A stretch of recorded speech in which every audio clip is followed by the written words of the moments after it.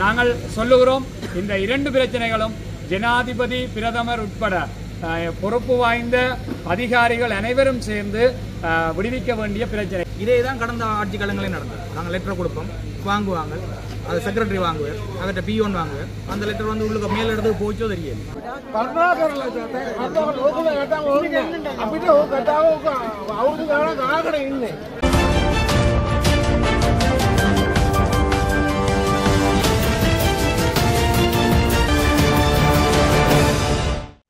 வணக்கம். திங்கட்கிழமை பிப்ரவரி மாதத்தின் 17ஆம் தேதி இலங்கையை பொறுத்தவரையில் மிக முக்கியமான ஒரு நாள் என்று இந்த புதிய அரசாங்கத்தின் முதலாவது வரவு செலவு திட்டம் இன்றைய நாளில் நாடாளுமன்றத்திலே சமர்ப்பிக்கப்படுகிறது.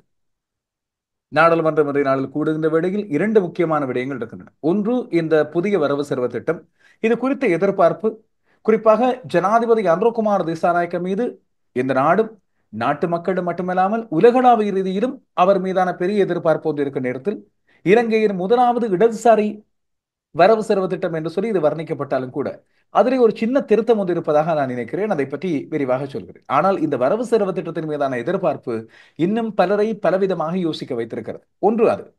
இரண்டாவது, இந்த நாளில் நாடாளுமன்றத்திலே விவாதித்து வாக்கெடுப்புக்கு விடப்பட போகின்ற விடயம் உள்ளூராட்சி சபை தேர்தல் திருத்த சட்டம். அது பற்றிய விடயங்களையும் நேற்றைய செய்தியில் விரிவாக பேசியிருப்பதால் இன்றைய நாளில் இடம்பெறவிருக்கின்ற இந்த இரண்டு விடயங்களை மட்டும் சொல்லிவிட்டு அடுத்தடுத்த விடயங்களுக்கு சேர்க்கிறேன். இந்த செய்தி குறிப்பிலே நேற்றைய நாளில் இடம்பெற்ற இலங்கையை பற்றிய பல முக்கியமான விடயங்கள் உள்ளடங்கி இருக்கின்றன. ஜனாதிபதி அன்ரோகுமார் திசாநாயக்க வரவு செலவு திட்டத்தின் இறுதி வரைவுகளை நேற்றைய நாளில் பார்வையிட்டிருக்கின்றார். இதுவேளை பிரதமர் ஹர்னி அமரசூரிய யாழ்ப்பாணத்துக்கு மேற்கொண்ட விஜயத்தின் போது அங்கே இறுதியாக இடம்பெற்ற 7 ஆலை கூட்டத்தின் போது இடம்பெற்ற சிறு குழப்பம் குறித்த விரிவான பதிவுகளை தனியொரு காணொலியாக தந்திருக்கிறேன். அதுவேளை இந்த செய்தி குறிப்பிலே இருக்கின்ற இன்னும் ஒரு முக்கியமான விடயமாக இராணுவத்தினரின் கடவுச்சீட்டுகளை உடனடியாக ஒப்படைக்குமாறு உத்தரவு ஒன்று பிறப்பிக்கப்பட்டிருப்பது. இது இராணுவத்தின் தலைமையினால் வழங்கப்பட்டிருக்கின்ற ஒரு உத்தரவாக இருந்தாலும் அரசாங்கம் இந்த உத்தரவை நடைமுறைப்படுத்த கொண்டு வந்திருக்கின்ற விடயத்துக்கான காரணம் என்ன என்று ஆராயப்பட்டுக் கொண்டிருக்கிறது. இதை பற்றியும் விரிவாக பார்ப்போம். அதே போல யாழ்ப்பாணத்தில் இடம்பெற்ற ஒரு கடத்தல், மிக பெரும் கொள்ளை, இந்த இரண்டையும் நடத்திய ஒரு நபர் நாட்டை விட்டு தப்பியோடு முனைந்த வேளையில் கட்டுநாயக்க விமான நிலையத்தில் வைத்து கைதாகி இருக்கின்றார். ஒரு சுவாரஸ்யமான திரைக்கதை போன்ற விடயம் இது. இதை பற்றியும் சொல்கிறேன் உங்களுக்கு. அதே போல சட்டவிரோத மணல் அகழ்வு இடம்பெற்று வருகின்ற பல்வேறு இடங்களை பற்றிய செய்திகளை நான் தொடர்ச்சியாக மக்களது தகவலாக, மக்கள் எனக்கு அனுப்பி வைக்கின்ற விடயங்களாக கொண்டு வந்திருந்தேன் அண்மை காலத்தில். இப்படியான சம்பவம் ஒன்றை பற்றிய செய்திகளை தொகுக்க முனைந்த ஊடகர் ஒருவர் தாக்கப்பட்ட விடயம் ஒன்று வெளியாகி இருக்கின்றது. ஊடகர்களுக்கு பாதுகாப்பு இல்லையா என்று பல பேர் பொங்கி வெடித்திருக்க, அது அரசாங்கத்தினால் நிகழ்வதல்ல, எங்கள் மத்தியில் இருக்கின்றவர்களால் நிகழ்ந்து கொண்டிருக்கிறது என்ற விடயத்தை நிரூபிக்கின்ற செயற்பாடாக இது இருக்கிறது. இந்த விடயம் குறித்து இனி எடுக்கப்பட போகும் நடவடிக்கைகளை பற்றி பார்க்கலாம். நேற்றைய நாளில் இடம்பெற்ற இன்னும் சில முக்கியமான செய்திகளில் ஒன்று, தமிழரசு கட்சியின் மத்திய குழு கூட்டம் நேற்றைய நாளில் கிழக்கு மாகாணத்தில் இடம்பெற்றிருந்தது. இந்த கூட்டத்தின் போது புதிய பதில் செயலாளராக முன்னாள் நாடாளுமன்ற உறுப்பினர் எம்.ஏ. சுமந்திரன் தெரிவு செய்யப்பட்டுகிறார். அந்த தமிழரசு கட்சியின் மத்திய குழு கூட்டத்தில் இடம்பெற்ற முக்கியமான விடயங்கள், புதிய பொதுச் செயலாளராக இவர் ஏன் தெரிவு செய்யப்பட்டிருந்தார், இப்படியான விடயங்களை பற்றிய விரிவான விடயங்களை கொண்டு வருகிறேன். இதுவேளை இரண்டு பெரும் தலைகளை ஒன்றாக சேர்ப்பதற்கான முயற்சி ஒன்று எதிர்த்தரப்பிலே எடுக்கப்பட்டுக் கொண்டிருக்கிறது. எதிர்கட்சி தரப்பிலே ரணில் விக்ரமசிங்க, சஜித் பிரேமதாஸ், இந்த இரண்டு பேரையும் சேர்த்து பேசுகின்ற நடவடிக்கைகள் இரண்டு கட்சிகளுக்கு இடையிலான முனைப்பு ஒன்று எடுக்கப்பட்டிருந்தது. அந்த முனைப்பிலிருந்து ஒரு முக்கியமானவர் பதவி விலகி இருக்கிறார், இல்லாவிட்டால் தனக்கு வழங்கப்பட்ட பொறுப்பிலிருந்து விலகி இருக்கிறார் என்ற செய்தி வெளியாகி இருக்கின்றது. இவர் முன்பு ஐக்கிய தேசிய கட்சியின் முக்கியஸ்தர். அண்மை காலமாக சஜித் பிரேமதாசவை ஐக்கிய மக்கள் சக்தியோடு சேர்ந்து பயணித்துக் கொண்டுள்ள திசாத்த நாயக்கவே அவர். இதன் காரணம் என்னவாக இருக்கும் சொல்கிறேன். இது போல இன்னும் பல முக்கியமான விடயங்கள் இன்றைய நாளும் இந்த செய்திக்குள் இருக்கின்றன. எனவே இன்றைய நாள் நாடாளுமன்றம் குறித்து அனைவரது பார்வையும் இருக்கும். வரவு செலவு திட்டம் குறித்து நாங்கள் இரவு நேரடியில் அலசலாம். இப்போது இன்றைய நாளின் முக்கியமான செய்திகளை பற்றி பார்க்கலாம்.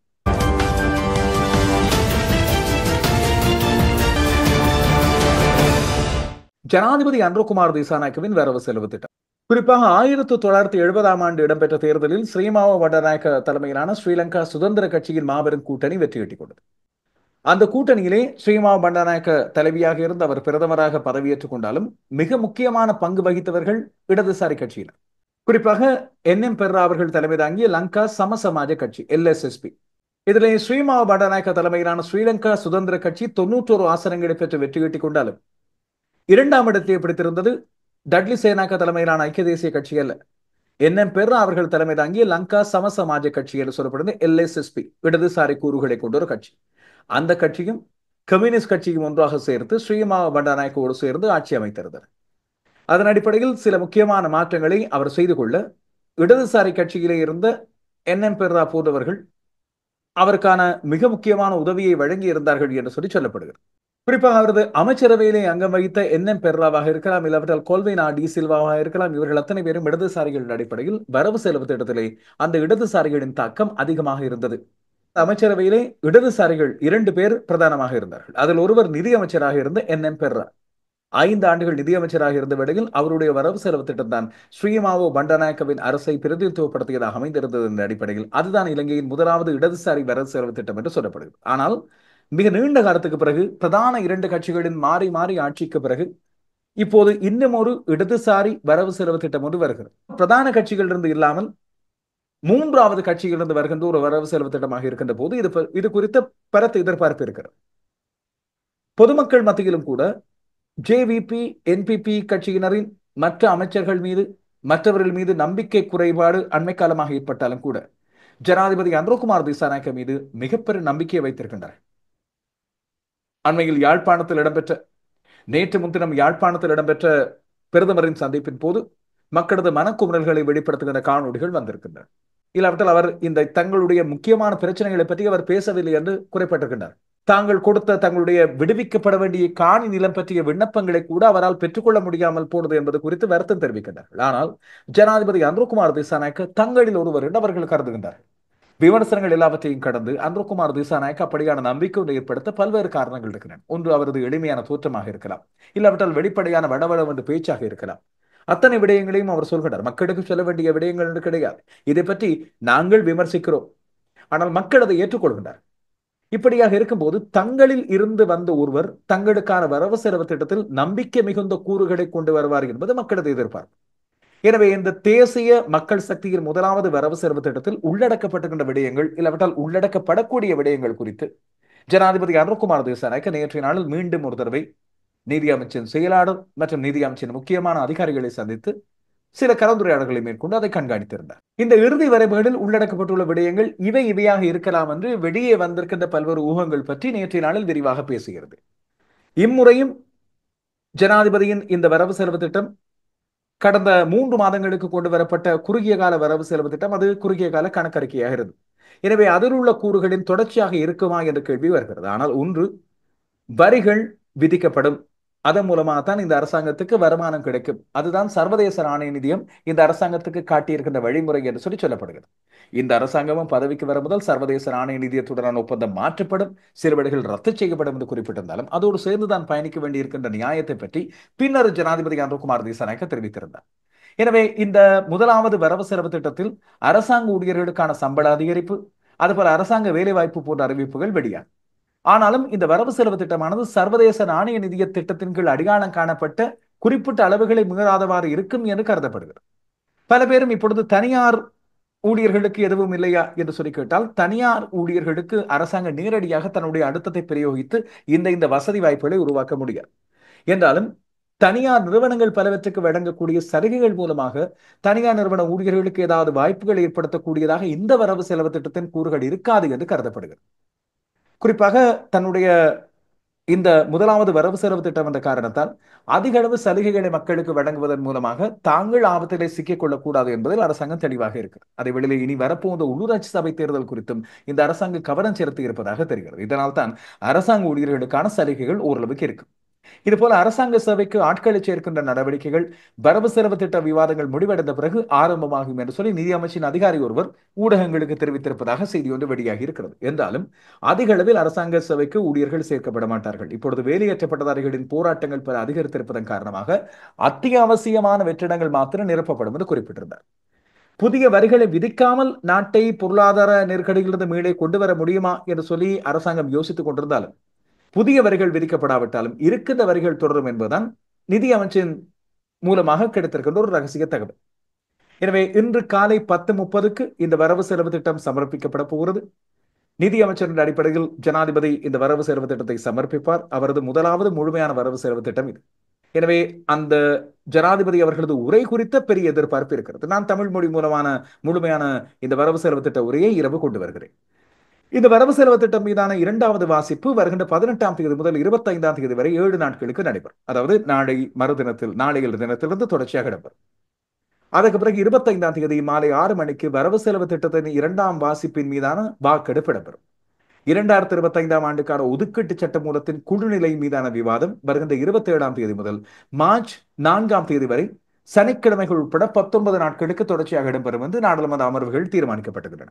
அதற்கு பிறகு ஒதுக்கீட்டு சட்டத்தின் 3ஆம் வாசிப்பை மார்ச் 21ஆம் தேதி மாலை 6 மணிக்கு நடத்துவதற்கு தீர்மானிக்கப்பட்டிருக்கிறது. அதேபோல இன்று முன்வைக்கப்படுகின்ற இந்த வரவு செலவு திட்ட முன்மொழிவுகள் குறித்து நாட்டின் நிர்மாணத்துறையில் ஈடுபட்டுள்ளவர்கள் அதிகமான கவனம் செலுத்தி வருவதாக ஊடக குறிப்புகள் தெரிவிக்கின்றன. தொழிற்சாலைக்கான செலவு குறைப்பு, அதுபோல வரி வீத குறைப்புகள் பற்றிய எதிர்பார்ப்பு போன்ற பல்வேறு விடயங்கள் இருந்தாலும் அரசாங்கம் மிக தெளிவாக இம்முறை சர்வதேச நாணய நிதியம் வரைந்து கொடுத்திருக்கின்ற அந்த கோட்டின் வழியாகவே பயணிக்கும் என்று கருதப்படுகிறது. ஜனாதிபதி அனுர்குமார் திசாநாயக்க தன்னுடைய கொள்கை அடிப்படையில் தேர்தல் வாக்குறுதிகளாக வழங்கிய விடயங்கள் எத்தனை தூரம் நிறைவேற்றப்படும் என்ற கேள்விகளும், குறிப்பாக வடக்கு கிழக்கு மலையக பகுதிகளுக்கான ஒதுக்கீடுகள் எவ்வாறு இருக்க போகின்றன, அது மட்டுமல்லாமல் மலையக தோட்ட தொழிலாளர்களுக்கான சம்பள உயர்வு பற்றிய கேள்விகளோடு நாங்களும் எதிர்பார்ப்போடு காத்திருக்கிறோம். இராணுவத்தினரின் கடவுச்சீட்டுகள் ஆர்மி பாஸ்போர்ட்ஸ் ஒப்படைக்கப்பட வேண்டும் என்று வெளியான செய்தி, இதன் உண்மைத்தன்மை என்ன, இதில் அடங்கியிருக்கின்ற விடயங்கள் என்ன? இந்த கேள்வி பெரும் பரபரப்பாக இந்த நாளில் பேசப்பட்ட ஒன்று, கேட்கப்பட்ட ஒன்று.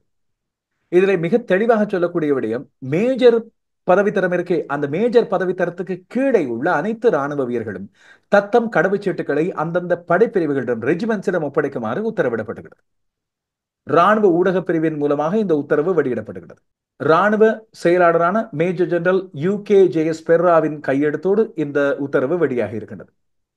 இராணுவத்தின் செய்தி தொடர்பாளரை இது பற்றி பல்வேறு ஊடகங்கள் தொடர்பு கொண்ட போதிலும் இராணுவ வீரர்களின் அமைதி காக்கும் கடமைகள், அதுபோல வெளிநாட்டு பயிற்சியை விரைவுபடுத்துவதற்கான திட்டங்களின் அடிப்படையிலேயே இந்த நடவடிக்கை எடுக்கப்பட்டுள்ளதாகவும் வேறு எந்த காரணமும் கிடையாது என்று சொல்லி தெரிவித்தார். அதற்கிடையில் ஊடகங்கள் பலவும் இராணுவத்தினரின் சட்டவிரோத பயணங்கள், அதுபோல அவர்கள் பல்வேறு குற்றங்களை செய்த பிறகு நாட்டை விட்டு தப்பிக்கூட எடுக்கின்ற முயற்சிகள் போன்றவற்றை கட்டுப்படுத்துவதற்காகவே இந்த திட்டம் நடைமுறைப்படுத்தப்படுவதாகவும், அண்மை காலத்தில் ஜனாதிபதி மற்றும் பொதுமக்கள் பாதுகாப்பு அமைச்சர் ஆகியோர் வெளியிடங்களில் ஆற்றிய உரைகளின் மூலமாக இராணுவத்தினர் சட்டவிரோதிகளுக்கு உதவுகின்றார்கள், குறிப்பாக பாதாள உலக குழுவினருக்கும் இராணுவத்தினருக்கும் இடையில் தொடர்புகள் இருக்கிறது என்று வெளிப்பட்ட தகவலின் அடிப்படையிலேயே இந்த உத்தரவு பிறப்பிக்கப்பட்டிருக்கலாம் என்று சொல்லி வெளியான ஊகங்களை, குறிப்பாக ஜனாதிபதி தெரிவித்த இப்படியான கூற்றுக்கள் பற்றி இதுவரைக்கும் எந்த ஒரு தெளிவுபடுத்தலும் இராணுவ பக்கம் இருந்து வெளிவரவில்லை என்பதோடு இந்த திடீர் உத்தரவு இப்போது உடனடியாக மேஜர் தரத்துக்கு கீழே உள்ளவர்களுக்கு மட்டும் வழங்கப்பட்டிருப்பதை பற்றியும் பல்வேறு கேள்விகள் எழுப்பப்பட்டிருக்கின்றன. விவரங்களை இனி வரப்போன்ற அமைச்சரவை சந்திப்பில் அமைச்சரவை பேச்சாளர் இது பற்றிய விடயங்களை கொண்டு வருவார் என்று நாங்கள் எதிர்பார்த்திருக்கிறோம். ஒரு திரைப்படத்தின் திருப்பங்களுக்குரிய ஒரு கதை போல நேற்றைய நாள் விமான நிலையத்தில் இடம்பெற்ற கைது ஒன்று இடம்பெற்றிருக்கிறது. அண்மையில் யாழ்ப்பாணத்தில் இடம்பெற்ற மிகப்பெரிய ஒரு கடத்தல், அதற்கு பிறகு இடம்பெற்ற ஒரு கொள்ளை தொடர்பான ஒரு சந்தேக நபர் குறித்து போலீசாரினாலும் இராணுவத்தினராலும் பல்வேறு இடங்களில் இவரை பற்றிய அடையாளம் தெரிந்தால் உடனடியாக தங்களுக்கு தெரிவிக்குமாறு கூறப்பட்டிருந்தது. ஆரியகுளம் சந்தி பகுதியில் ஒருவர் கடத்தப்பட்டிருந்தார். அதற்கு பிறகு 8 மில்லியனுக்கு மேற்பட்ட தொகை ஒன்று கொள்ளையிடப்பட்டிருந்தது, அதாவது 80 லட்சத்துக்கு மேற்பட்ட தொகை. இந்த இரண்டு விடயங்களையும் செய்த குறிப்பிட்ட சந்தேக நபர் நாட்டை விட்டு தப்பியோடி துபாயில் தஞ்சம் புகுவதற்கு திட்டமிட்டிருந்த வேளையில் விமான நிலையத்திலே வைத்து கைது செய்யப்பட்டுகிறார். யாழ்ப்பாண போலீசார் இவர் குறித்த நடவடிக்கைகளை அவதானித்து இவர் குறித்த சகல விவரங்களையும் இலங்கையின் அத்தனை போலீஸ் நிலையங்களுக்கும் அனுப்பி வைத்திருந்தது. இந்த சம்பவம், இந்த கொள்ளை சம்பவமும் கடத்தலும் கடந்த 8ஆம் தேதி இடம்பெற்றது. ஒரு வாரத்துக்குள்ளேயே இந்த குற்றவாளியை கைது செய்யக்கூடிய நடவடிக்கையை போலீசார் எடுத்திருக்கின்றார்கள் என்பது நிச்சயமாக பாராட்டக்கூடிய ஒரு விடயம்.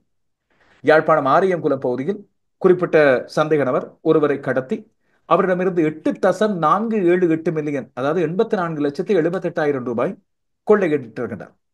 எனவே இதன் அடிப்படையில் போலீசார் உடனடியாக நடவடிக்கைகளை மேற்கொண்ட விதத்தில் விமான நிலையத்தில் இருந்த சிவில் உடையில் இருந்த குற்றப்புலனாய்வு பிரிவினருக்கும் போலீசாருக்கும் இந்த தகவல்கள் வழங்கப்பட்டிருந்ததாகவும் அவர்கள் உடனடியாக குறிப்பிட்ட நபரை அவதானித்து அவர்தான் என்று உறுதிப்படுத்தி கைதை மேற்கொண்டிருக்கிறார்கள். இப்போது இவர் யாழ்ப்பாண போலீசாரிடம் ஒப்படைக்கப்பட்டிருப்பதாகவும் அவர்கள் இது குறித்த மேலதிக விசாரணைகளை மேற்கொண்டு வருவதாகவும் தெரிவிக்கப்படுகிறது. உண்மையில் போலீசாரின் துணிச்சலான முயற்சியும் உடனடி நடவடிக்கை நிச்சயமாக பாராட்டப்படக்கூடியது. கொள்ளையிட்ட பணம் முழுமையாக அந்த குறிப்பிட்ட சந்தேக நபரிடமிருந்து பெறப்பட்டு உரிமையாளரிடம் வழங்கப்பட வேண்டும் என்பதே எங்களது வேண்டுகோள். இப்படியான சம்பவங்கள் மூலமாக, துரித நடவடிக்கைகள் மூலமாக போலீசார் அண்மை காலம் வரை கூட மக்களிடம் இழந்த நம்பிக்கையை மீண்டும் கட்டியெழுப்ப முடியும் என்பது உண்மை. இதேவேளை காவல்துறையினர் என்னதான் பாதுகாப்பு நடவடிக்கைகளை பிறப்பித்தாலும் நம்மவர்கள் அதையெல்லாம் மீறி சட்டவிரோதமான செயற்பாடுகளில் ஈடுபட்டுக் கொண்டிருக்கிறார்கள் என்பதற்கு மிகச்சிறந்த உதாரணமாக அண்மை காலத்தில் நாங்கள் கவலையோடு சொல்லக்கூடிய ஒன்று வட பிராந்தியத்தில் இடம்பெறுகின்ற மணல் அகழ்வு, சட்டவிரோத மணல். வட பிராந்தியத்தில் இடம்பெறுகின்ற சட்டவிரோத மணல் அகழ்வு இது வடக்கு மாகாணத்தில் மட்டுமல்ல, கிழக்கு மாகாணத்திலும் முன்பு அதிகாரத்தில் உள்ளவர்களின் துணையோடு முன்னர் இடம்பெற்று வந்ததாக சொல்லப்படுகிறது. இப்போது அது கட்டுப்பாட்டுக்குள் இருக்கிறதா என்பதை அறிந்து கொள்ள வேண்டும். இந்த சம்பவமானது முல்லைத்தீவு மாவட்டத்தில் மாங்குளம் போலீஸ் பிரிவுக்குட்பட்ட பகுதியில் அண்மை காலமாக தொடர்ச்சியாக இடம்பெற்று வந்திருக்கிறது. பனிக்கன்குளம், கிழவன்குளம், 18ஆம் போர், கொக்காவில் உள்ளிட்ட பகுதிகளில் A9 வீதியின் 2 புறங்களிலும் உள்ள காட்டுப் பகுதியில் சட்டவிரோதமான மணல் அகழ்வு தொடர்ச்சியாக இடம்பெற்று வருகிறது.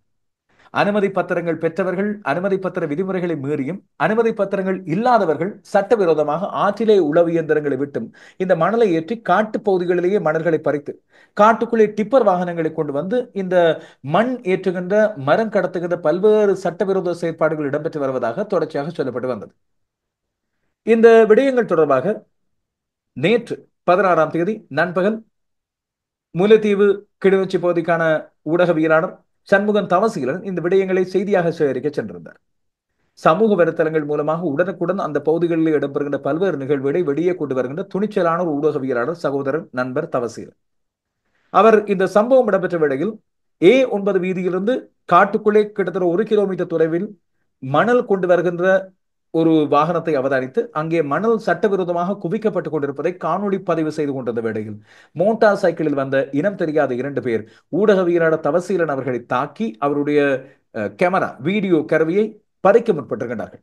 இதையடுத்து அவரை தாக்க முற்பட்ட வேளையிலும் அந்த கேமராவை பறிக்க முற்பட்ட வேளையிலும் உடனடியாக அங்கே இருந்து புறப்பட்ட தவசீலன் மாங்குளம் போலீசாரிடம் இது பற்றி முறையிட்டிருக்கின்றனர். சட்டவிரோத மணல் அகழ்வு அதை தகவலாக சேகரிக்க முயன்று புகைப்படங்கள் எடுக்க முனைந்த ஊடகவியலாளரை தாக்கியது. இது மட்டுமல்லாமல் அவருக்கு கொலை அச்சுறுத்தல் விடுத்திருப்பதாகவும் இப்போது முறைப்பாடுகளை பதிவு செய்திருக்கிறார் தவசீலன் அவர்கள் மாங்குளம் போலீசாரிடம். இந்த முறைப்பாட்டை அடுத்து உடனடியாக மாங்குளம் போலீசார் அங்கே வந்து வாகனங்கள் அந்த காட்டு பாதைக்குள் செல்ல முடியாதவாறு இப்பொழுது குழி பறித்து தடுத்திருப்பதாக தெரிகிறது. இது தொடர்பான முறைப்பாடுகள் குறித்து விசாரணைகள் இடம்பெற வேண்டும் என்பதை நாங்களும் வலியுறுத்துகின்ற அதே வேளையில் இது குறித்து மேலிடங்களுக்கு தகவல்கள் சரியான முறையில் கொண்டு சேர்க்கப்பட வேண்டும். இயற்கை இப்படியே சூறையாடப்படுவதை பார்த்து கொண்டிருக்க முடியாது. அண்மை காலமாக வடக்கில் இடம்பெற்ற பல்வேறு சம்பவங்களை ஞாபகப்படுத்துவதோடு கடல் அரிப்பு, மண் அரிப்பு போன்ற விடயங்கள், இந்த சட்டவிரோத மணல் அகழ்வு காரணமாக ஏற்படக்கூடிய இயற்கை பாதிப்பு போன்ற விடயங்களையும் அனைவரும் கவனத்தில் கொண்டு செயற்பட வேண்டும். இதற்கு அதிகார துணை இருந்தால், இல்லாவிட்டால் காவல்துறை போன்றோரின் துணை இருந்தால் அது தடுக்கப்பட வேண்டியதோடு தகுந்த நடவடிக்கை எடுக்கப்பட வேண்டும் என்பதையும், இந்த ஊடகவியலாளர்களின் பாதுகாப்பு உறுதிப்படுத்தப்பட வேண்டும் என்பதையும் வலியுறுத்துகிறேன். இந்த ஊடகவியலாளர்களின் பாதுகாப்பு என்று வரும்போது அது குறித்த அமைப்புகள் சரியான முறையில் உருவாக்கப்பட்டு செயற்பட வேண்டியதும் அவசியமாகிறது. தமிழ் ஊடகவியலாளர் ஒன்றியம், முஸ்லிம் மீடியா போரம் போன்ற அமைப்புகள் இருந்து கொண்டிருக்கின்றன. அந்த அடிப்படையில் அண்மை காலமாக இளைய ஊடகவியலாளர்கள் ஒன்றாக சேர்ப்பதற்காகவும் புதிய நடவடிக்கைகளை மேற்கொண்டு செல்வதற்காகவும் நேற்று ஞாயிற்றுக்கிழமை கொழும்பிலே புதிய ஊடகவியலாளர் ஒன்றியம் ஒன்று உருவாக்கப்படுகிறது. அகில இலங்கை தமிழ் ஊடகவியலாளர் ஒன்றியம். இதிலே பல்வேறு சுயாதீன ஊடகவியலாளர்கள், இலத்திரனியல் ஊடகவியலாளர்கள், அச்சு ஊடகவியலாளர்கள் என்று பல பேரும் ஒன்றாக சேர்ந்திருக்கிறார்கள். சிரேஷ்ட ஊடகரான செந்தில் வேலவர் அவர்கள் இதன் தலைவராக தெரிவு செய்யப்பட்டுகின்றனர். அதுபோல செயலாளராக நண்பர் சிவா ராமசாமியும், பொருளாளராக வருணி ஐசாக்கும் தெரிவு செய்யப்படுகிறார்கள். பல்வேறு இளையோர் முக்கியமான பொறுப்புகளுக்கு தெரிவு செய்யப்பட்டுகின்றார்கள். அவர்களுக்கு மனமார்ந்த வாழ்த்துக்களை தெரிவித்துக் கொள்கிறேன். நேற்றைய நாளில் இது அங்குரார்ப்பணம் செய்து வைக்கப்பட்ட போது அண்மையில் மறைந்த சிரேஷ்ட ஊடகர் பாரதி ராஜநாயகம் அவர்களுக்கும் அஞ்சலி செலுத்தப்பட்டிருந்தது. தொடர்ச்சியாக அவர்கள் துடிப்போடும் ஊடகவியலாளர்கள் பற்றிய அக்கறையோடும் சரியான ஊடகத்தோடும் செயற்பட மனமார்ந்த வாழ்த்துக்களை தெரிவித்துக் கொள்கிறேன். தமிழரசு கட்சியின் புதிய பதில் பொதுச் செயலாளராக முன்னாள் நாடாளுமன்ற உறுப்பினர் சுமந்திரன் தெரிவு செய்யப்படுகின்றார். இலங்கை தமிழரசு கட்சியின் மத்திய குழு கூட்டம் நேற்று 16ஆம் தேதி மட்டக்களப்பு களுவாஞ்சிக்குடியில் உள்ள நாடாளுமன்ற உறுப்பினர் இரா சாணக்கியனின் அலுவலகத்திலே இடம்பெற்றிருந்தது. தமிழரசு கட்சியின் பதில் தலைவர் CVK சிவஞானம் அவர்கள் தலைமையில் இடம்பெற்ற இந்த கூட்டத்திலே இலங்கை தமிழரசு கட்சியின் நாடாளுமன்ற உறுப்பினர்கள் சிவஞானம், ஸ்ரீதரன், சாணக்கியன், ஸ்ரீநேசன், ஸ்ரீநாத் உட்பட மத்திய குழு உறுப்பினர்கள் அத்தனை பேரும் கலந்து கொண்டிருந்தார்கள். இதுவரை காலமும் அந்த பதவியில் இருந்தவர் மருத்துவர் ப. சத்தியலிங்கம். அவர் நாடாளுமன்ற உறுப்பினர் கூட இப்போது சுகவீனம் காரணமாக தன்னால் இந்த பதவியில் நீடிக்க முடியாது என்று நேற்றைய கூட்டத்திலே அவர் அறிவித்திருந்தார். இதையடுத்து கூட்டத்திலே அந்த முடிவு எடுக்கப்பட்டது. மருத்துவர் சத்தியலிங்கத்துக்கு அடுத்து கட்சியிலே சிரேஷ்ட துணை செயலாளராக இருந்தவர் முன்னாள் நாடாளுமன்ற உறுப்பினர் சுமந்திரன். அவரை இந்த பதவிக்கு நியமிப்பது என்று சொல்லி கூட்டத்திலே தீர்மானிக்கப்பட்டது. அந்த முடிவு எடுக்கப்பட்டது. என்றாலும் மத்திய குழு இந்த நியமனத்தை மேற்கொண்ட வேளையிலும் கூட அதுக்கு எதிர்ப்பும் இருந்ததாக தெரிவிக்கப்படுகிறது. நாடாளுமன்ற குழு தலைவர் ஸ்ரீதரன் எம்பி, அதுபோல ஸ்ரீநேசன் எம்பி மற்றும் முன்னாள் நாடாளுமன்ற உறுப்பினர் யோகேஸ்வரன் ஆகியோர் தங்களுடைய சுமந்திரனின் இந்த நியமனத்துக்கு தங்களுடைய எதிர்ப்பை பதிவு செய்திருந்தார்கள். என்றாலும் மத்திய குழு அந்த எதிர்ப்பை மீறி நியமனத்தை வழங்கி இருப்பதாக தெரிகிறது. வருகின்ற உள்ளூராட்சி சபை தேர்தலை எதிர்கொள்வதற்கான தந்திரோபாயம், அதுபோல தேர்தலை தனியாக தமிழரசு கட்சி எதிர்கொண்டாலும் மத்திய தமிழ் தேசிய கட்சிகளோடு தேர்தலுக்கு முன்னர் இணக்கப்பாடு ஒன்றை செய்து கொள்வது போன்ற பல்வேறு விடயங்கள் பேசப்பட்டன. கூட்டம் ஆரம்பிக்கப்படும் முதல் அண்மையில் மரணித்த தமிழரசு கட்சியின் மூத்த தலைவர் மாவை சேனாதராஜா அவர்களுக்கு அஞ்சலி செலுத்தப்பட்டது. அதேவேளை மாவை சேனாதராஜா அவர்களது மரணத்தின் போது, அந்த இறுதி நிகழ்வுகளின் போது அங்கே கட்சிக்கு எதிராக, கட்சியின் பிரமுகர்களுக்கு எதிராக முன்னெடுக்கப்பட்ட வன்முறைகள் மற்றும் இதர நடவடிக்கைகள் குறித்து யாழ்ப்பாண போலீசில் பதிவு செய்யப்பட்டுள்ள முறைப்பாடுகள் தொடர்பாக காத்திரமான அடுத்த கட்ட நடவடிக்கைகள் இல்லாவிட்டால் அந்த நடவடிக்கைகளினால் பாதிக்கப்பட்டவர்கள் முக்கியமான பிரமுகர்கள் இருக்கின்ற விடயத்தை குற்றப்புலனாய்வு பிரிவினர் மூலமாக துரிதமாக முன்னெடுத்து புலனாய்வு செய்து விசாரிக்க வேண்டும் என்ற விடயமும், கொழும்பில் கட்சி ரீதியாக இது மேற்கொள்ளப்படும், இந்த நடவடிக்கைகள் மேற்கொள்ளப்படும் என்ற விடயமும் இந்த நாளில் பேசப்பட்டதாக தெரிகிறது. இதுவேளை ஐக்கிய மக்கள் சக்தியும் ஐக்கிய தேசிய கட்சியும் சேர்வதற்கான பல்வேறு நகர்வுகள் அண்மை காலமாக மேற்கொள்ளப்பட்டன. ஆனால் இது எதையும் வெற்றிகரமாக இன்னும் முடிந்ததாக இல்லை. ஆனால் இந்த நகர்வுகளை முன்கொண்டு செல்வதற்கு ஐக்கிய தேசிய கட்சியோடு கலந்துரையாடுவதற்காக ஐக்கிய மக்கள் சக்தி ஒரு குழு ஒன்றை நியமித்திருந்தது. அந்த குழுவிலிருந்து ஐக்கிய மக்கள் சக்தியின் தேசிய அமைப்பாளரும் முன்னாள் நாடாளுமன்ற உறுப்பினருமான திசா தநாயக்க விலகுவதாக அறிவித்திருக்கின்றனர். இந்த கலந்துரையாடல்களை முன்கொண்டு செல்வதற்காக குழு ஒன்று நியமிக்கப்பட்டு 2 கட்ட கலந்துரையாடல்களும் இடம்பெற்றிருந்தது. என்றாலும் அது தொடர்ந்து முன்னோக்கி நகரவில்லை. உள்ளே சில எதிர்ப்புகள் 2 தரப்பிலும் இருந்ததாக சொல்லப்பட்ட வேளையில் இப்போது உள்ளூராட்சி மன்ற தேர்தலில் 2 கட்சிகளும் இணைந்து போட்டியிடுவது தொடர்பாக கவனம் செலுத்தப்பட்டு வந்தாலும் இப்போது அதற்கான சாத்தியக்கூறுகள் இல்லை என்று சொல்லி தெரிவிக்கப்படுகிறது. இதேவேளை அண்மையில் முன்னாள் ஜனாதிபதி ரணில் விக்ரமசிங்க தான் பிரதமராக இருந்த வேளையில் ஜனாதிபதியாக இருந்த மைத்திரிபால சிறிசேனவை இன்னும் பலரோடு சேர்ந்து சந்தித்து பல விடயங்களை பேசியிருந்த விடயமும் அண்மை காலமாக வெளிப்பட்டிருந்தது. இறுதியாக பெற்றோருக்கும் பாடசாலை மாணவர்களுக்கும் பாடசாலை சமூகத்தினருக்கும் ஆசிரியருக்கும் ஒரு முக்கியமான விடயம். நாட்டிலே இப்போது கடுமையான வெப்பநிலை நிலவி வருகிறது. அண்மை காலமாக சீரற்ற வானிலை இருந்து மழை வீழ்ச்சிகள் வந்த பிறகு சடார் என்று வெப்பம் அதிகரித்திருக்கிறது. இந்த நிலவுகின்ற வெப்பமான வானிலை காரணமாக பாடசாலை மாணவர்களுக்கு அசௌகரியங்கள் ஏற்படும் என்று சொல்லி தெரிவிக்கப்படுகிறது. இதனால் எச்சரிக்கையாக இருக்குமாறு மாணவர்களுக்கும் பெற்றோருக்கும் ஆசிரியர்களுக்கும் அறிவிக்கப்படுகிறது.